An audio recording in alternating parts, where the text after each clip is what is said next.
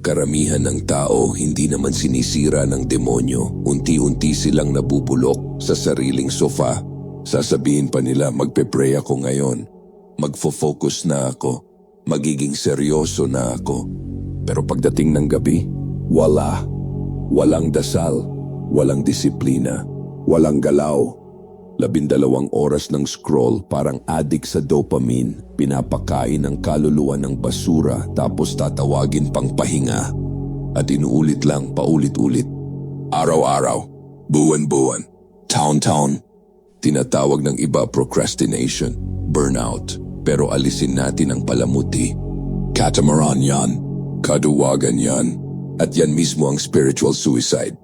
Hindi lang to simpleng bad habit. Giyera to laban sa calling mo. At karamihan ng lalaki, bangkay na naglalakad. At eto ang brutal na totoo, marami sa inyo hindi tatapusin tong video, titigil sa gitna, madidistract ng kung anong mumurahing thrill, patunay na kayo mismo ang tinutukoy ko. Kaya tanong, hanggang kailan ka mabubulok? Ilang umaga ka pagigising na talo at wala ka pa ring ginagawa?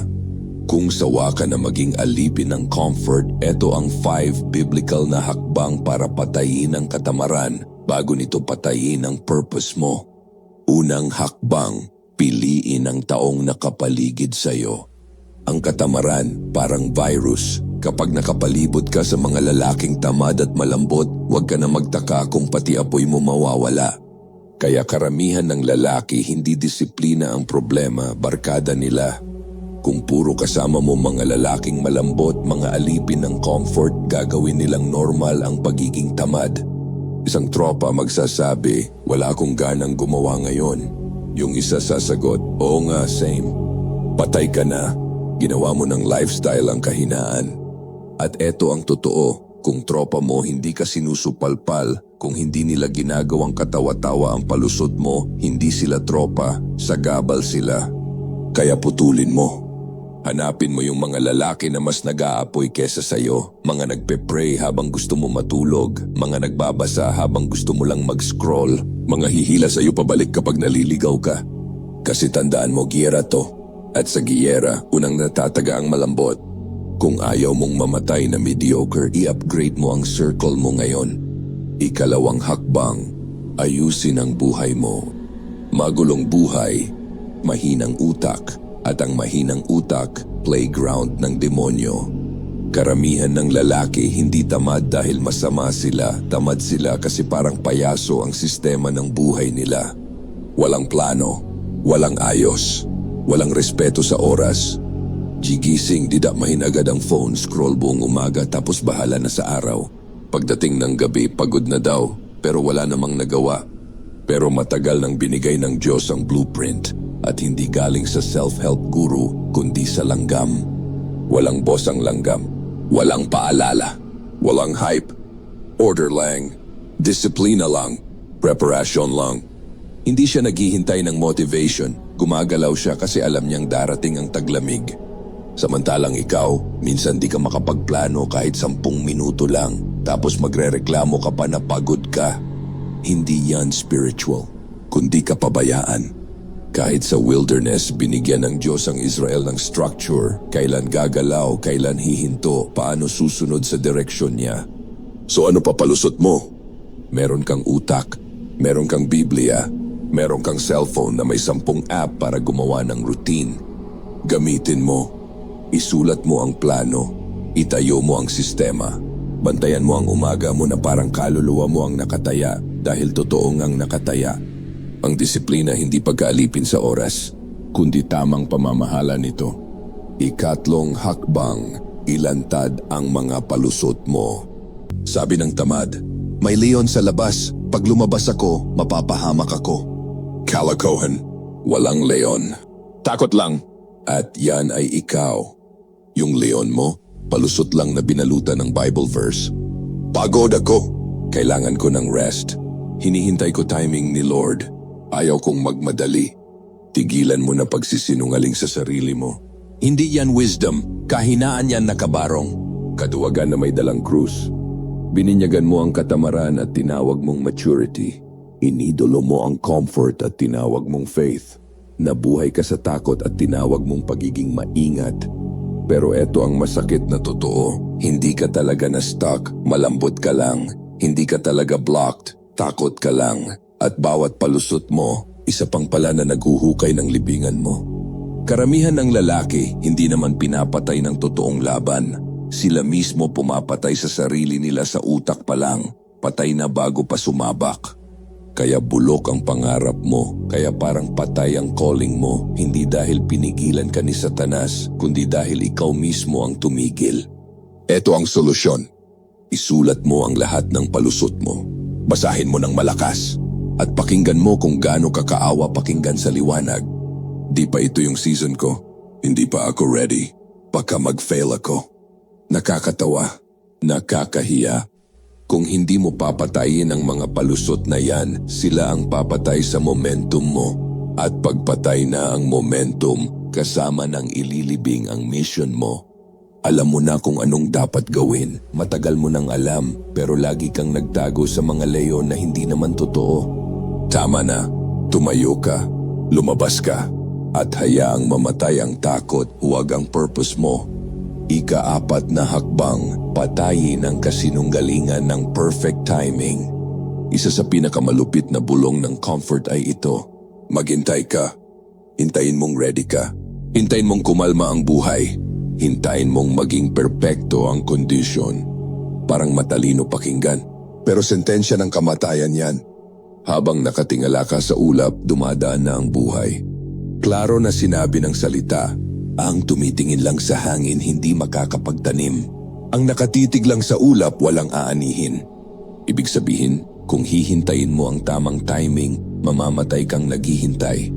Kaya ka na-stuck hindi dahil walang binigay na pagkakataon si Lord, kundi dahil duwag kang sumabak kahit magulo. Tinawag mong wisdom, tinawag mong pagiging maingat, pero ang totoo, palusot, takot, catamaran nakamaskara. Real talk. Ang tunay na lalaki hindi naghihintay tumila ang bagyo. Nagtatayo sila habang umuulan. Nagtatanim sila kahit mahangin. Nakikipaglaban sila kahit bumubuhos ang ulan. Ang pananampalataya hindi tungkol sa perfect timing. Faith ay kumilos kahit pangit, kahit mahirap, kahit nakakatakot.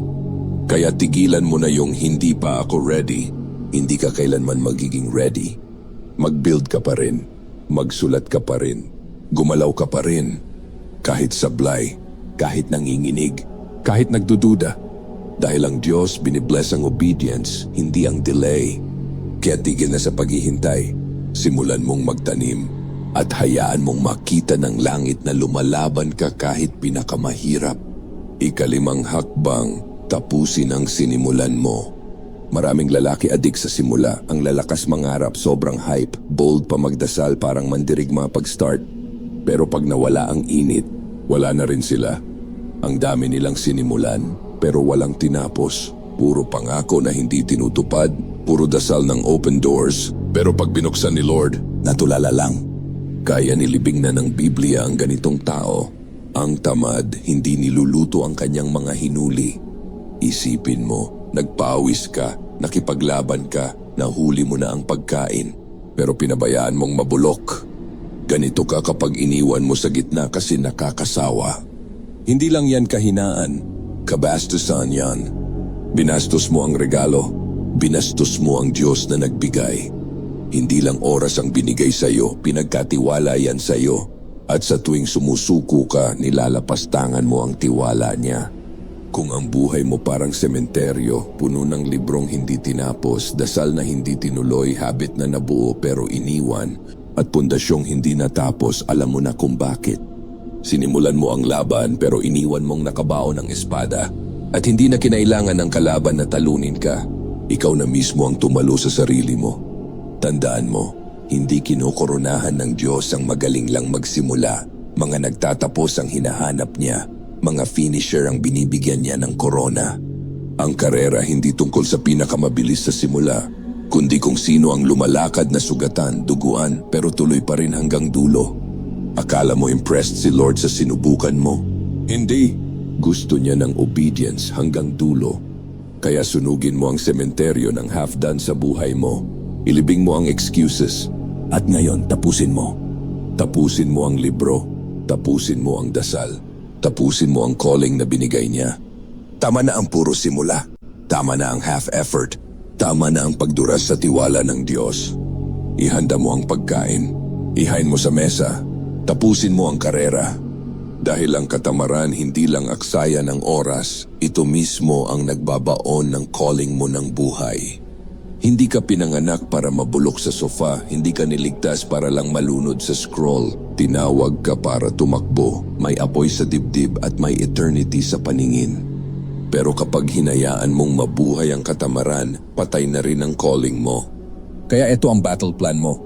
Makisama ka sa mga lalaking ginagawang nakakahiya ang mediocrity. Maglatag ka ng order na sasakal sa distraction. Hilahin mo palabas ang mga palusot mo at katayin sila. Tigilan mo na ang paghihintay ng perfect timing. Ikaw ang gagawa ng timing. At sa ngalan ng Diyos, tapusin mo ang sinimulan mo.